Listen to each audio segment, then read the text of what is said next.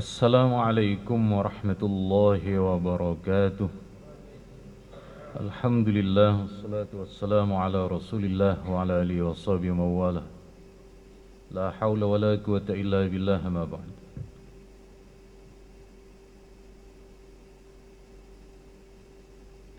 Sekedap, kok jadi kecil lagi?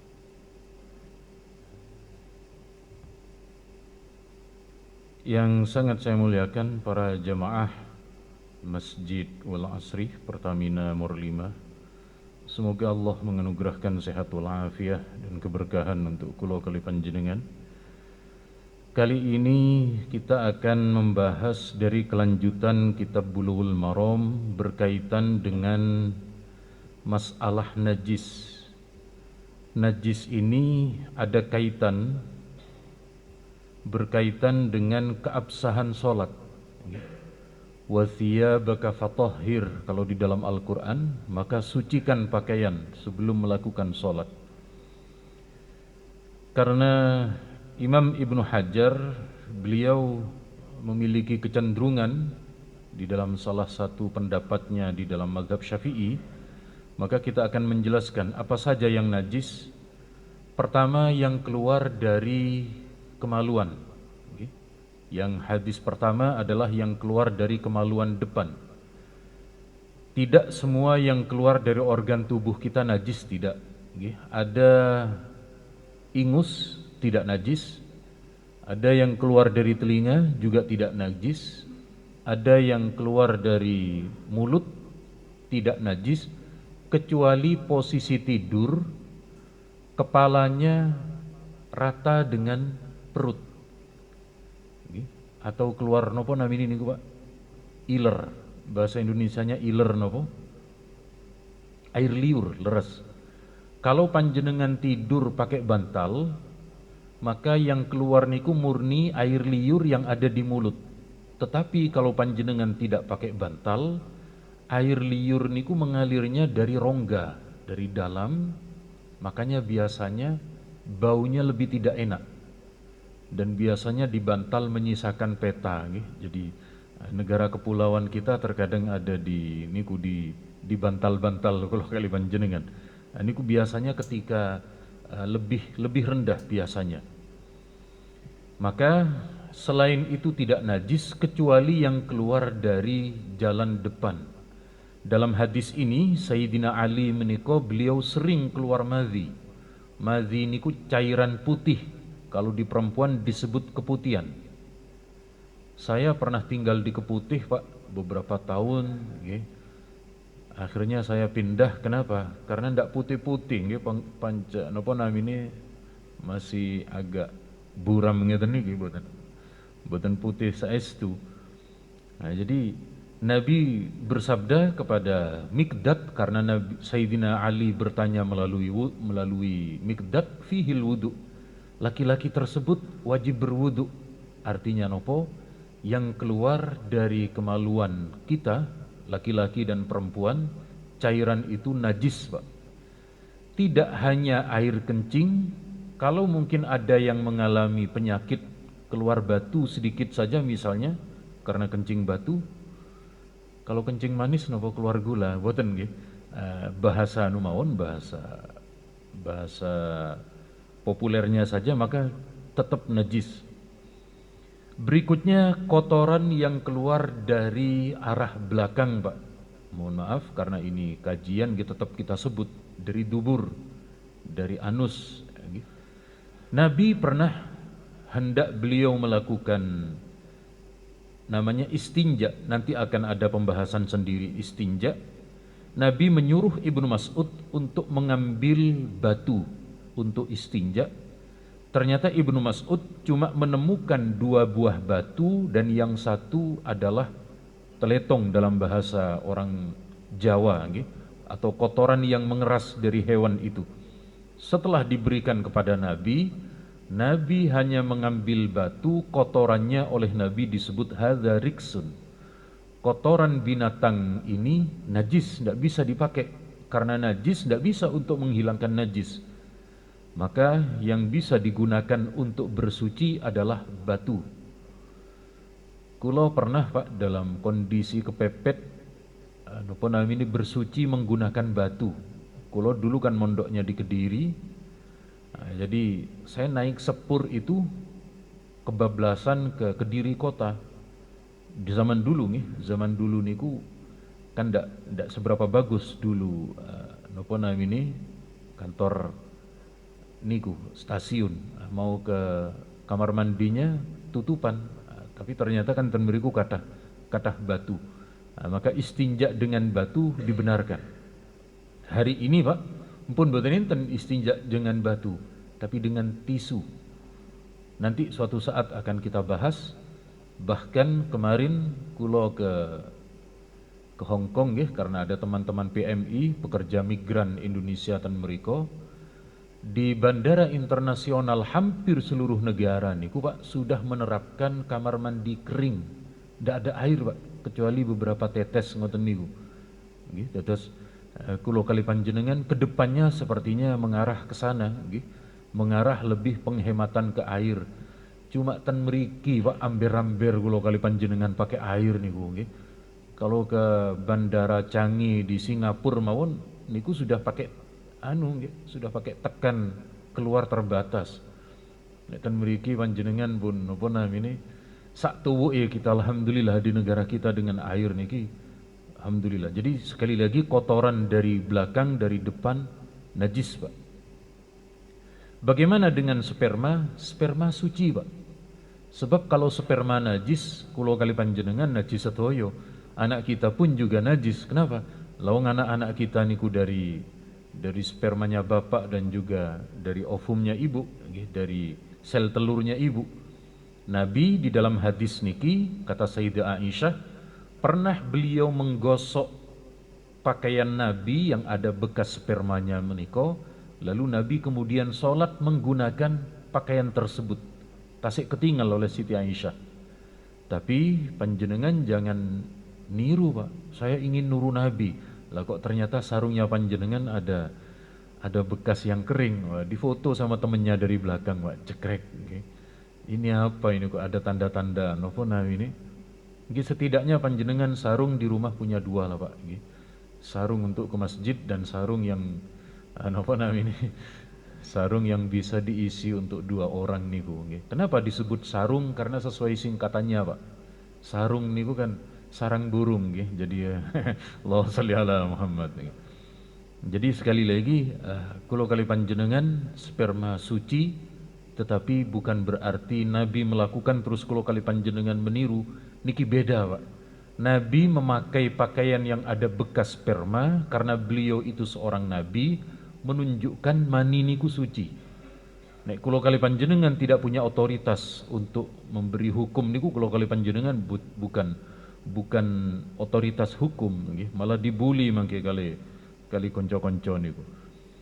Kemudian cara mensucikan najis inggih menika dengan menyiram secara merata dengan menghilangkan elemen najis yang sudah kita jelaskan pada pertemuan bulan lalu. Napa mawon? Ada bendanya. Niku benda najisnya harus hilang dulu. Dari benda najis niku ada sifat nopo? Bau. Bau harus dihilangkan, ada warna harus sampai hilang, kemudian ada rasa. Tapi boten usah dicicipi Pak. Nek sing najis niki mesti boten paenak, mesti bahaya niki. Kalau kali panjenengan mendeteksinya dengan dua niku mawon, dengan warna dan juga dengan napa namanya bau sampai hilang. Nah, niki Nabi pernah di masjid beliau ada seorang badui, ada seorang Arab dari pedalaman masuk ke masjid lalu kencing Pak. Oleh sahabat mau dihardik, oleh Nabi dicegah. Jangan. Kenapa Pak? Kalau oleh sahabat niku dihardik, lalu sahabat dari pedalaman Arab niku belum selesai kencing, ketakutan Pak, niku kencingnya bisa merambat kemana-mana Pak. Maka oleh Nabi disuruh dibiarkan. Sudah biarkan, biar fokus najisnya di tempat itu Pak. Niku alasan pertama. Alasan kedua, Nabi sangat manusiawi Pak. Gimana rasanya pas kencing terus dikertak niku koyok Pak, nopo nami ini? Koyok nopo nggih? Kulo pernah merasakan niku pas. napa namanya pas di toilet nggih, ndak ada kuncinya niku Pak. Begitu kencing ada orang mendobrak niku secara psikis, secara boten sae. Nggih, boten mengenakkan. Rupanya Nabi melarang sahabat untuk menggertak ini gini ku wau untuk menjaga psikisnya kalau kata orang sekarang. Lalu setelah itu Nabi mengambil timba lalu disiram. Nah, niki Pak. Ten hadis niki kalau ada kotoran di dalam masjid wajib disucikan. Sekaligus dari hadis ini isyarat bagaimana kalau kamar mandi itu letaknya di dalam masjid. Nabi boten ngantos ngelarang dalam hadis niki, cuma paling tidak kalau ada najis disucikan. Nah, makanya Pak, nek panjenengan ke Mekah, ke Madinah ataupun ke wilayah negara Arab lain, kamar mandi niku mesti terpisah dari masjid. Kados ngeten niki. Jadi kamar mandinya niku terpisah. Tapi di beberapa masjid kalau kali panjenengan, kamar mandinya kadang berada di dalam struktur bangunan masjid. Hampir semua niki, hampir di beberapa masjid niku karena nek ten mriki kan karena luas lahan cukup memadai bisa Pak, tapi nek tenegang, ten kampung, bahkan di beberapa masjid besar pun juga niku ada di bagian dalamnya. Tapi yang terpenting niku, yang terpenting disucikan setelah kemudian ada kotoran dan ada najisnya. Kemudian niki najis kelas ringan Pak. Nopo najis kelas ringan niku? Najisnya anak kecil laki-laki yang belum genap usia 2 tahun dan cuma eksklusif hanya meminum ASI. ASI dari ibu. Mereka enten ibu-ibunya napa boten?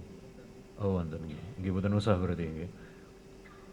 Sebab konco-konco niku ada yang mengganti ini ku bukan ibu tapi istri ngoten nggih. Allahumma sholli ala Muhammad. Nggih, tetes aduh nyampe pundi nih kok hilang konsentrasinya niki. Jadi Nabi niku pernah ada seorang laki-laki dibopong oleh Nabi. Nopo dibopong niku Pak? Dirangkul di pangku leres. Ada sahabat laki-laki masih mendapat ASI eksklusif dari ibunya, belum genap 2 tahun, oleh Nabi dipangku, terus kencing Pak. Kencing, Nabi tidak menggertak, Nabi tidak menakut-nakuti lari niki, lalu kemudian anak niki diberikan ke ibunya, lalu oleh Nabi diperciki niki. Diperciki, tidak sampai perlu disiram, sampai seperti tadi sahabat yang kencing niku tidak. Cuma kalau kali panjenengan hari ini kesulitan. Kenapa? Anak kita hari ini sudah diberi ASI, sudah diberi susu formula. Susu formula niku fermentasi dari susunya sapi Pak. Sudah diolah kemudian dijadikan bubuk, maka niku pun boten saged. Tapi nggih tetap boten masalah. Ini bukan sebuah keharusan. Sementara kencingnya anak perempuan meskipun niku masih eksklusif ataupun masih usia 2 tahun tetap seperti najis orang dewasa, tetap dibasuh. Konon setelah dikaji niku, tapi kalau dereng semerep piyambak niku kencingnya anak kecil yang masih murni dari ASI niku ndak seberapa bau Pak, ndak seberapa bau kabarnya maka. Kemudian nanti najis yang ditolerir insya Allah akan kita bahas pada pertemuan berikutnya. Ini tentang najis berat Pak, najis mughalladhah. Najis mughalladhah niku kenapa disebut najis berat? Dikarenakan ten mriki bahwa yang disebut niku cara mensucikannya cukup berat, yakni 7 kali disiram dan yang salah satu dicampur dengan debu. Hadis niki secara teks hadis niku kepada najisnya anjing. Niki sampun kathah ini jurnalnya pun kathah, penelitiannya pun kathah. Nabi menyebut cara mensucikannya salah satunya dengan tanah, dengan debu, dicampur dengan debu. Sementara untuk najisnya babi niki adalah dengan metode dikiaskan kepada najisnya anjing.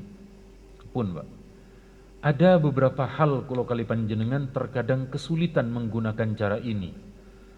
Pertama, 2 tahun yang lalu kalau ngaji dengan teman-teman dosen dan mahasiswa FKH Pak. Nopo FKH? Fakultas Kiai Haji. Boten Pak, Kiai boten enten kampusnya Pak. MUI niku pernah mengadakan pelatihan ulama masa depan. Nggih boten enten sing dadi niki Pak. Kadang nggih dadi, kadang nggih boten. Ngoten niku boten enten kampusnya. FKH niki Fakultas Kedokteran Hewan. Nah, uniknya Pak, mayoritas ten FKH niku muslim Pak. Calon-calon dokter hewan niku muslim. Begitu jadi dokter hewan, nuwun sewu, pasiennya non muslim yang membawa anjing ke tempat prakteknya. Lu sing muslim lho boten, Pak. Kita kan muslim nggih, punya ayam peliharaan. Ayamnya sakit, ndak dibawa ke dokter, Pak. Nopo langsung dibeleh, Pak. Kalau kita ini langsung dibeleh. Paling kalau kucing nggih ndak terlalu banyak lah. Nah, mereka niki nggih ngoten kata dokter niku, pasien kami non muslim yang datang adalah binatang tetap diobati, tetap diobati. Untuk masalah niki ada pendapat tidak harus tanah, tetapi diperbolehkan dengan deterjen, diperbolehkan dengan ingkang antiseptik ngoten niku. Gini coro nyebut merek boleh dengan Rinso, boleh dengan Soklin, Mama Lemon, Mama Nopo, malepun di sing kathah mamane ngoten niku sing boleh niku dipakai Pak. Jadi sekali lagi ten mriki kula kali panjenengan mendapat keringanan. Kedua, wonten kepolisian yang bertugas menangani niki Pak, napa? Anjing pelacak. Mereka tiap hari interaksinya dengan binatang anjing. Nggih ngoten, bisa mengikuti pendapat lebih ringan, tidak harus tanah tetapi dengan sabun. Ketiga, gini pas kula ten Hong Kong niku wau, kebanyakan dari Indonesia kan pekerja rumah tangga, Pak. Sementara majikannya niku kebanyakan mereka makan babi. Tidak mungkin bagi mereka masak wajannya niku dicuci dengan debu, bisa dipecat niku, Pak. Dan untuk turun ke bawah niku jarang, sulit. Jadi di Cina niku, di Hong Kong niku kebalikan dengan Indonesia. Orang yang hidupnya tidak terlalu kaya niku tinggal di apartemen, Pak. Kalau punya tanah orang kaya itu, Pak. Kalau di Cina, di Indonesia sebaliknya, yang punya apartemen orang yang kaya, Pak. Yang punya tanah searat malah orang yang tidak terlalu kaya. Jadi TKI, TKW niku mereka rata-rata tinggal di apartemen bersama dengan majikannya. Jadi mereka yang kesulitan itu boleh menggunakan sabun, deterjen, dan sebagainya. Kalau kinten cekap semanten, monggo karena di sini biasa ada pertanyaan Pak, baik seputar masalah najis ataupun persoalan fikih yang lain, monggo kulo sumanggaaken. Kok langsung 3? Oh, monggo.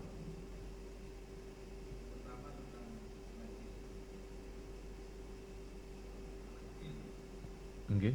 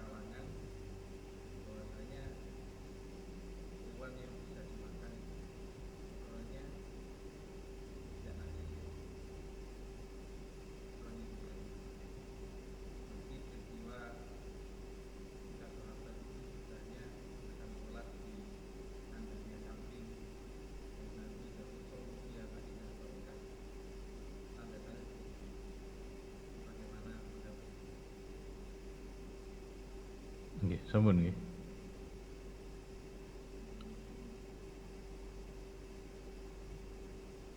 Nggih, mboten. Pertama soal anak kita yang kencing di kasur. Caranya bagaimana? Paringi perlat riyen. Karena anak kula niki 5, anak kula niku 5, jadi diparingi perlat. Perlat anu niku lho apa namine? Yang anti tembus ke niku lho. Ke kasur niku. Cuma kadang kita tetap terembes niku saking banyaknya gitu. Maka bagaimana kalau anak kita sudah terlanjur kencing, apalagi mungkin ngompol nggih, mimpi niku, kalau masih kecil masih bisa diakali, tapi ini pun besar ya nopo. Gini pun besar kalau sudah kena kencingnya nggih pun mboten saged. Kita menggunakan cara orang tua kita klasik, gimana? Dijemur ke mana? Ke halaman rumah. Tapi niku mboten suci niku. Cuma menghilangkan bau ngoten mawon. Sebab untuk menghilangkan suci niku, menghilangkan najis harus dicuci. Dan kalau kasur dicuci kena air, rusak niku. Jadi intinya untuk kasur niku dikeringkan mawon, dikeringkan. Setelah dikeringkan diparingi napa namine, diparingi matras niku, sehingga kalau kali panjenengan selama niku kering tidak basah, maka tidak sampai tidak sampai menajiskan ke tubuh kita. Terus sekali lagi kalau niku tidak bisa disiram dengan air, nggih cukup dijemur mawon, tetapi bukan berarti kemudian menjadi suci. Kemudian berikutnya, nopo yang melatar belakangi perbedaan niki leres yang pernah kulo dengar. Yang pernah kulo dengar tetapi kulo sanes ahli di bidang medis, kabarnya niku anak kecil perempuan saluran kencingnya niku sudah berkumpul dengan tempat yang nanti akan menjadi tempatnya haid, tempat darah haid, sehingga dibedakan dengan anak laki-laki yang di situ tidak ada napa namine, tidak ada tempat darah untuk haid. Jadi kalau untuk perempuan niku coro penciptaannya memang struktur tubuhnya niku sampun berbeda. Sampun berbeda, sehingga niki akan berpengaruh juga kepada hukum. Niku faktornya. Kemudian yang kedua, leres kula kali panjenengan sampun hampir biasa nggih terjadi perbedaan di dalam masalah soal najis dan soal tidak najis niku. Misalnya niki kula paringi gambaran terlebih dahulu, kula paringi gambaran terkait dengan binatang buas, binatang pemangsa. Terus ten hadis niki kalau maringi prolog dulu, maringi pengantar dulu.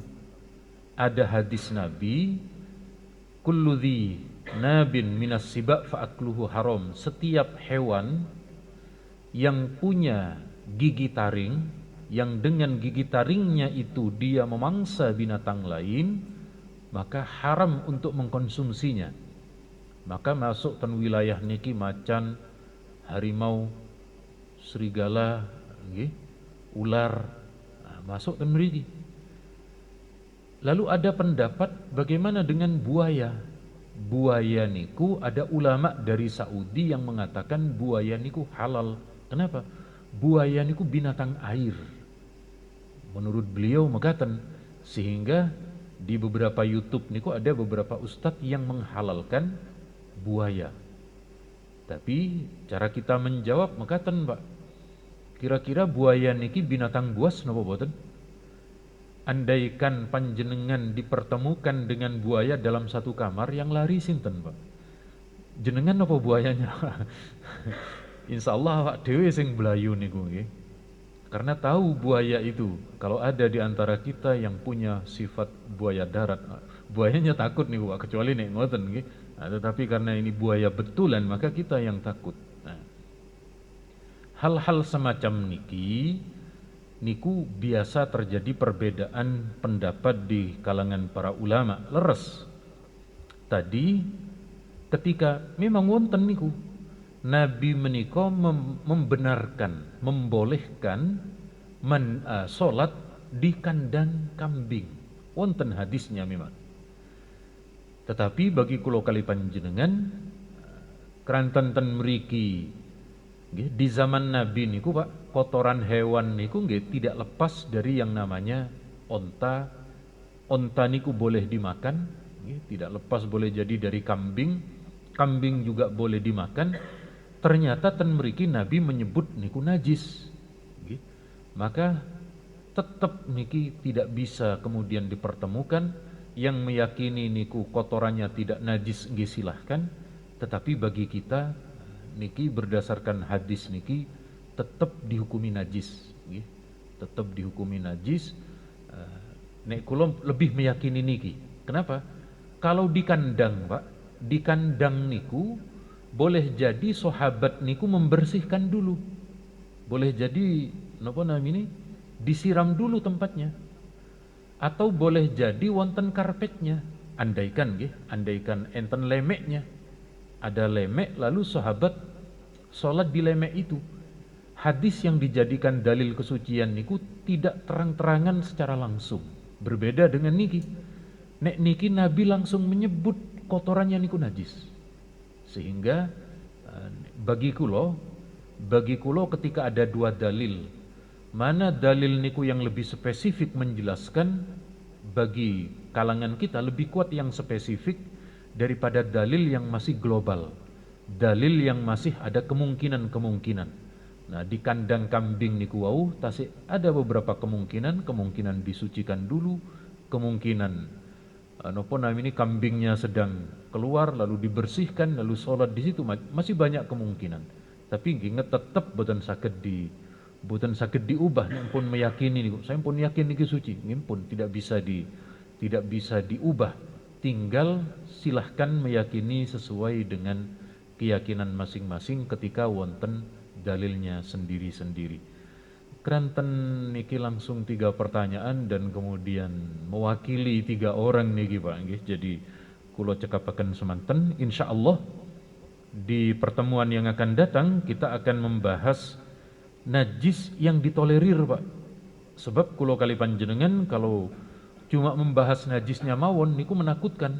Tapi nanti di bulan yang akan datang ketika kita mengetahui oh ada najis yang ditolerir dalam kondisi tertentu, kula kali panjenengan mendapat keringanan, mendapat keringanan sehingga tidak merasa terbebani, tidak kesulitan dikarenakan semerep apa itu dalil berkaitan dengan najis yang ditolerir dan seterusnya. Terus bab najis ini kita setengah mateng, Pak. Matangnya niku insyaallah pada pertemuan yang akan datang. Keranten sampun siang dan waktunya istirahat. Yang terpenting kula alhamdulillah bisa menyajikan kajian niki dengan seringan mungkin tetapi juga bisa diterima dengan lebih mudah. Saya doakan mugi panjenengan pinaringan sehat walafiat, panjang umur, berkah keluarga, kesehatannya oleh Allah senantiasa dijaga dan dilindungi sedaya dengan kenikmatan, amin ya rabbal alamin. Cekap semanten nyuwun agengi pangapunten, subhanakallahumma wa bihamdika asyhadu an la ilaha illa anta astaghfiruka wa atubu ilaik. Nyuwun agengi pangapunten. Wassalamualaikum warahmatullahi wabarakatuh.